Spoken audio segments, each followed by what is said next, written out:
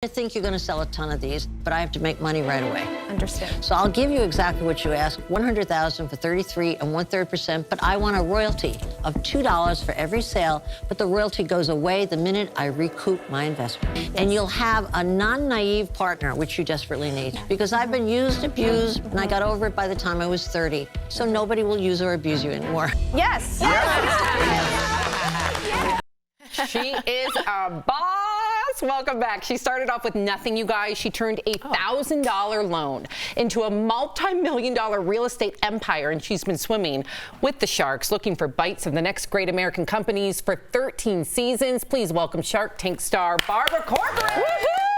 Thank you. Oh, Thank you. We adore you. Before we get started, we were just talking about the Great Resignation. We got to hear your opinion on this. What do you think? I think companies should be worried. More than half the people that are under 40 right now are thinking of changing their job in the next year. Think about that. How secure can companies be? You know what's happened? The pandemic made people focus on their lives more than they focused on their jobs. That's a second priority. And they want from their job a little respect. They want higher wages. They want more flexible hours, or they find another job. So in a weird way, I'm almost happy it's happening because I think the companies are going to respect people more. They're going to realize they're working for the workers, not the workers working for them, which is generally the paramount attitude, no matter which company you're working for.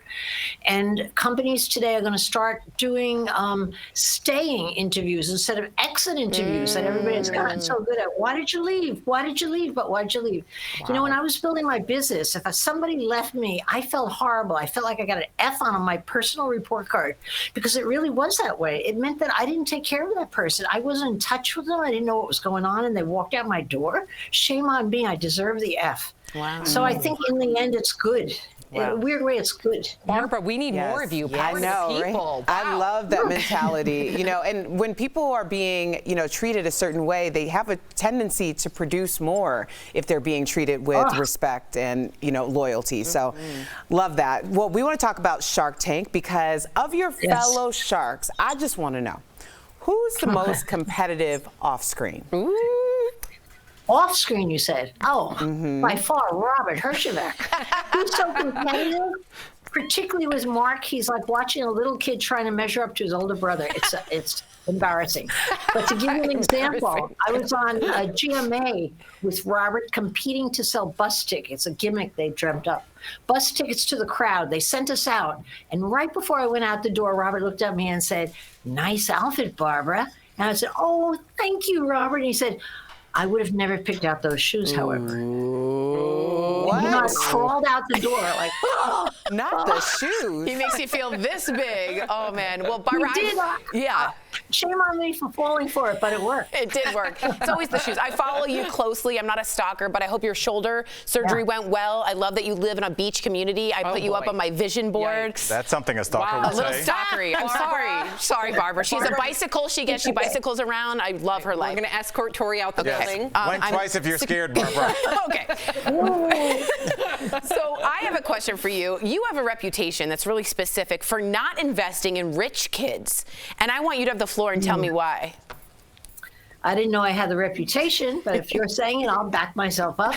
I think poor kids have a huge advantage in a couple of ways. First of all, they have nothing to lose and nowhere to go but up. They don't have parents on their back giving them pressure. They're not trying to measure up. That's a plus. They've usually had a lot of part-time jobs growing up to help out. They've lived with economic hardship. They've seen their parents struggle. They learned about struggle early. They're usually very hungry for the stuff that success brings rich people that they've never had before. Rich kids, on the other hand, have had the fancy vacations, are accustomed to being in an expensive car, and they live in a nice house. So for them to aspire aggressively towards something, it's a little bit harder. Rich kids, too, I think, are often saved from failing by their parents. And what parent doesn't do everything they can for the kid? It's normal. So if they're struggling with a subject, they get a tutor. If they can't get good SATs, they get a tutor to get into the good schools. And it's not cheating or anything. I don't have that feeling. I have rich kids because I started my family when I was 46, so I was already rich by the time they were born. But what you rob the rich kid of is the ability to practice at getting back up, getting hit and getting back up. And when you build a business, it's nothing more than a series of getting hit and getting back up. That's what makes you successful, getting the finish line. And so for those reasons, I'm biased toward investing in poor kids because I have a better chance of making a lot of money. Smart. Well, a lot of people like myself that want to learn about business and investing should listen to your podcast, Business as Usual. So really quickly, we have a hard out, business unusual, excuse me. So we have a hard out here, so I want to get this. What is the most sought after piece of advice that you're asked? Starting a business, funding and running a business. But you know what's behind it, Al? It's really about confidence, learning confidence, what my passion is, what motivation is. That's what I hear all the time beneath the questions.